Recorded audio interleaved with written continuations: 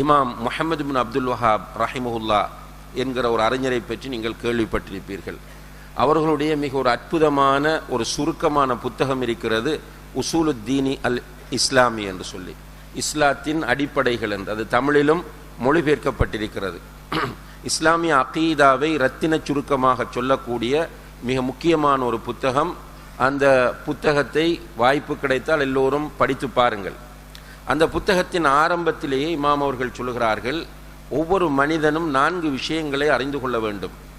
அந்த 4ம், ஒன்று அல் இல்ம், 2வது அல் அமல், 3வது அத் தஅவா, 4வது அஸ்ஸப்ர். அதாவது இல்ம் தேவை, ஒவ்வொரு மனிதனுக்கும் கட்டாயமாக இல்ம் தேவை. 2வதாக கற்ற இல்மை கொண்டு அமல் தேவை.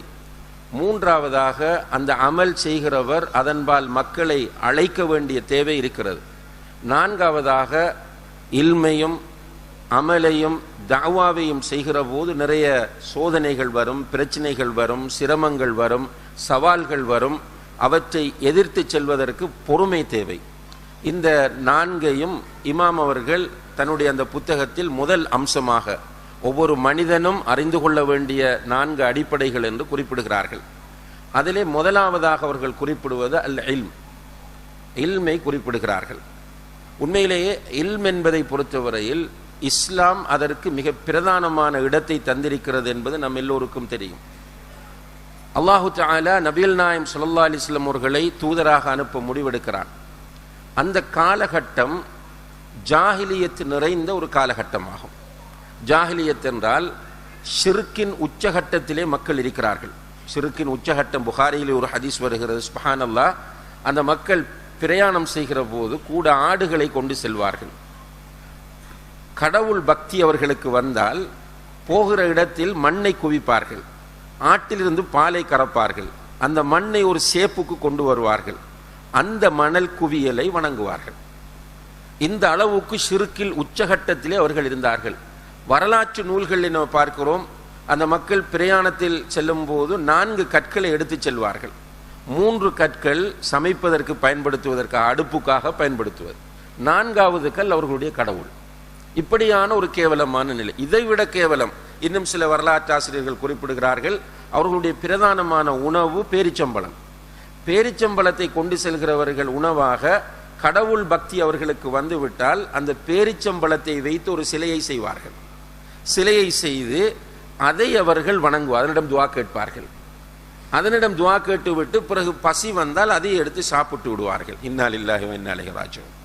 இப்படியான ஒரு மிக மோசமான நிலையில் அல்லாஹுடைய விஷயத்தில் இணை வைப்பதிலே அவர்கள் இருக்கிறார்கள்.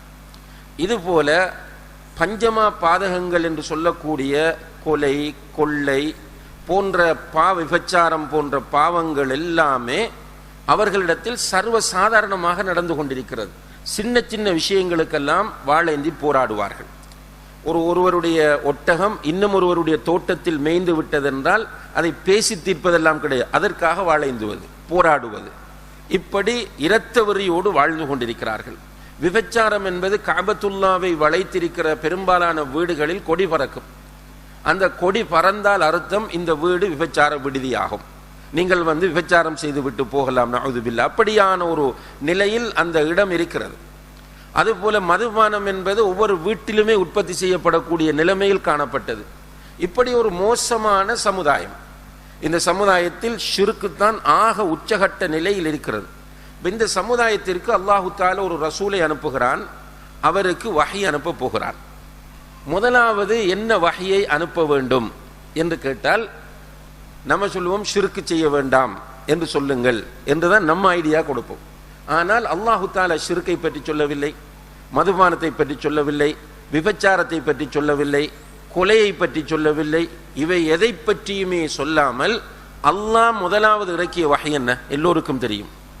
சூரத்துல் அலக்கினுடைய ஆரம்ப 5 வசனங்கள், இக்ரா பிஸ்மி ரப்பிக்கல்லதி ஹலக் ஹலகல் இன்சான மின் அலக் இக்ரா வ ரப்புக்கல் அக்ரம் அல்லதி அல்லம பில் கலம் அல்லமல் இன்சான மா லம் யஅலம் என்கிற இந்த 5 வசனங்களும் தான் முதல் இறங்கியது. இந்த 5 வசனங்களில் எங்காவது ஒரு இடத்தில் தொழுங்கள் என்று இருக்கிறதா?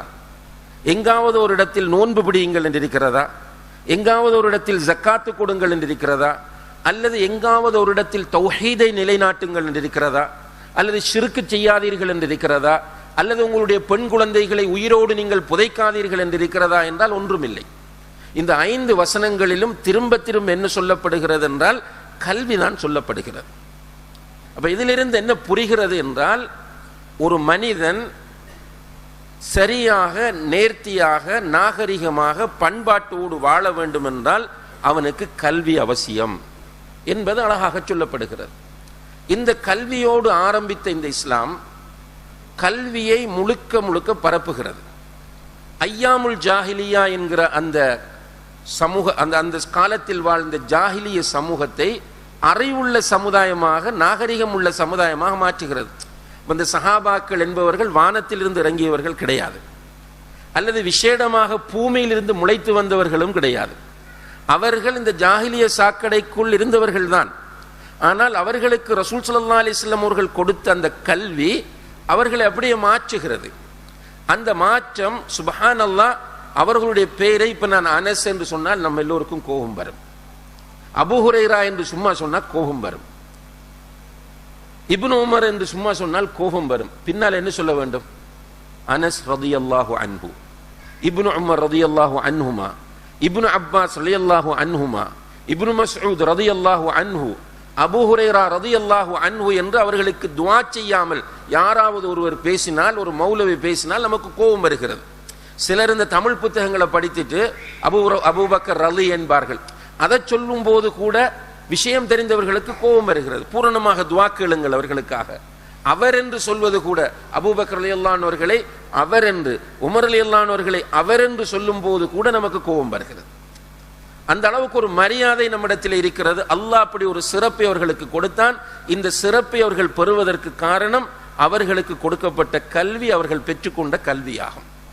அன்புள்ள சகோதர சகோதரிகளே, இந்த கல்வியை பற்றி இமாம் முஹம்மது பின் அப்துல் வஹாப் ரஹ்மஹுல்லாஹ் அவர்கள் விளங்கப்படுத்தும் போது, கல்வி இது அல்லாஹுவை அறிவது, அல்லாஹுடைய தூதரை அறிவது, இஸ்லாமிய மார்க்கத்தை ஆதாரங்களின் அடிப்படையில் அறிவது, இதுதான் கல்வி என்று சொல்கிறார்கள்.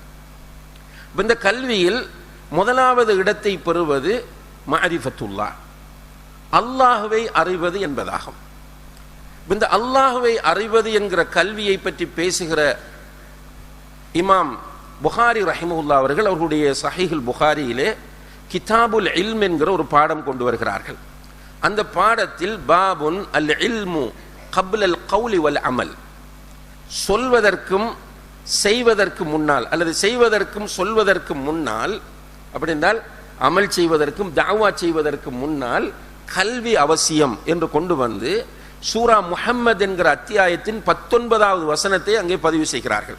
கிதாபு வந்து ஹதீஸ் கிதாபு, புகாரி என்பது ஹதீஸ் கிதாப், நம்ம எல்லோருக்கும் தெரியும். ஆனால் அந்த கிதாபிலே கிதாபுல் இல்ம் என்கிற பிரதானமான பாடத்தில் பாபுன் அல் இல்மு கப்லல் கௌலி வல் அமல் என்ற ஒரு பாடத்தை கொண்டு வந்து அவர்கள் சொல்லுகிறார்கள் சூரத்து முஹம்மதினுடைய 19வது வசனத்தை, ஃபஅலம் அன்னஹு லா இலாஹ இல்லல்லாஹ் வஸ்தக்ஃபிர் லிதம்பிக், லா இலாஹ இல்லல்லாஹ் என்பதை அறிந்து கொள், உன்னுடைய பாவத்திற்காக இஸ்திக்ஃபார் செய். இப்ப இங்கே அல்லாஹு தஆலா முதலில் வலியுறுத்துவது அல்லாஹுவை அறிவதைத்தான். குர்ஆனை நீங்கள் புரட்டி பார்த்தால், ஸ்பெஷலாக சூரத்துல் பக்ராவை நீங்கள் ஓதுகிற போது, அன்புள்ள சகோதர சகோதரிகளே, வஅலமு அன்னல்லாஹ வஅலமு அன்னல்லாஹ ஃபஅலமு அன்னல்லாஹ என்று சுமார், அதாவது சூரத்துல் பக்ரா உட்பட எல்லா இடங்களிலும் 30 வசனங்களில் அல்லாஹு தஆலா இப்படி சொல்லுகிறான், அல்லாஹ் இப்படிப்பட்டவன் என்பதை நீங்கள் அறிந்து கொள்ளுங்கள், அல்லாஹ் அலீம் என்பதை அறிந்து கொள்ளுங்கள், அல்லாஹ் ஹபீர் என்பதை அறிந்து கொள்ளுங்கள், அல்லாஹ் கஃபூர் என்பதை அறிந்து கொள்ளுங்கள். அல்லாஹுவை அறிவது என்பது ஒரு மனிதனுடைய முதல் கடமையாகும். இது நன்றாக நாம் புரிய வேண்டும். அல்லாஹுவை நாம் சரியாக அறிய வேண்டும். உண்மையிலேயே அல்ஹம்துலில்லாஹ், அல்லாஹுவை ஈமான் கொள்ள நமக்கு கிடைத்த பாக்கியம் பெரும் பாக்கியமாகும். இந்த ஈமான் என்பது சஹாபாக்கள் எப்படி பெற்றுக்கொண்டார்கள் என்றால், ஈமான் கொண்டதற்காக வேண்டி ஹப்பாப் இப்னுல் அரத் ரலியல்லாஹு அன்ஹு அவர்களை ஆஸிப் இப்னு வாயில் ஸஹ்மி என்பவன் அந்த நெருப்புக்கு மேலே கட்டி தூக்குகிறான். அவனுடைய தொழில் வந்து கொல்லன் தொழில். கொல்லன் என்று சொன்னால் உங்களுக்கு தெரியும், துருத்தி என்று இருக்கும், அதிலே ஒரு பம்ப் போல ஒன்று இருக்கும், அதை பம்ப் பண்ண பண்ண அங்கே இருக்கிற நெருப்பை அது மூட்டிக்கொண்டிருக்கும். அந்த நெருப்பிலே இரும்பை வைத்து பழுக்க வைப்பார்கள். அதை கத்தி செய்ய வேண்டும் என்றால் கத்தி செய்வார்கள், அல்லது கோடரி செய்ய வேண்டும் என்றால் கோடரி, தேவையான வாள் செய்ய வேண்டும் என்றால் வாள் செய்வார்கள். அப்படியான அந்த நெருப்புக்கு மேலே ஹப்பாப் ரலியல்லாஹு அன்ஹு அவர்கள் ஈமான் கொண்டு விட்டார்கள் என்பதற்காக வேண்டி அவன் கட்டி தூக்கி நெருப்பை மூட்டுகிறான். ஒரு வரலாற்றாசிரியர் குறிப்பிடுகிறார், உமர் ரலியல்லாஹு அன்ஹு அவருடைய ஆட்சி காலத்திலே சஹாபாக்கள் சிலர் உமர் ரலியல்லாஹு அன்ஹுடைய தலைமையில் பள்ளிவாசலில் உட்கார்ந்திருக்கிறார்கள் மஸ்ஜித் நபவியிலே. அப்ப பொதுவாக மனித இயல்பு என்னென்றால், ஒரு இடத்துல பழைய நண்பர்கள் உட்கார்ந்தால் பழைய விஷயங்களை மீட்டுவது. அந்த அடிப்படையில் உமர் ரலியல்லாஹு அன்ஹுடைய தலைமையில் இஸ்லாத்திற்காக அவரவர்கள் செய்த தியாகங்கள் பற்றி பேசுகிறார்கள். அப்படி ஒவ்வொருவரும் ஒவ்வொன்றை சொல்லும் போது ஹப்பாப் ரலியல்லாஹு அன்ஹு அவர்களுடைய டேர்ன் வருகிறது. ஹப்பாப் ரலியல்லாஹு அன்ஹு அவர்கள் எதுவும் பேசவில்லை. அவர்கள் தன்னுடைய மேலாடையை அப்படி தூக்கி காட்டியதும் உமர் ரலியல்லாஹு அன்ஹு அவர்கள் அழுது விடுகிறார்கள். ஏனென்றால் அவருடைய நெஞ்சு வயிற்று பகுதி வெறும் எலும்பும் வெள்ளையுமாகவே இருந்தது. அவர்களுடைய அந்த நெஞ்சிலும் வயிற்றிலும் சதை இருக்கவில்லை. ஏனென்றால் அவர் சொல்லுகிறார், என்னை நெருப்புக்கு மேலே தலைகீழாக கட்டி தூக்குவான் ஆசிபின் வாயிலு சஹ்மி, இந்த நெருப்பை மூட்டுவான்.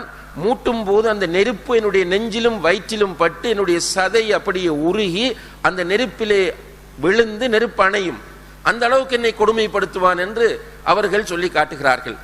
இப்படியாக ஈமானை பெறுவதற்காக அவர்கள் நிறைய தியாகங்கள் செய்தார்கள். ஆனால் நமக்கு எந்த தியாகமும் கிடையாது, எந்த கஷ்டமும் கிடையாது, ஒரு கிளாஸுக்கு போறதும் கிடையாது. அல்ஹம்துலில்லாஹ் நம்முடைய சமூகத்தில் உள்ளவர்களுக்கு ஈமான் கிடைத்து விட்டது.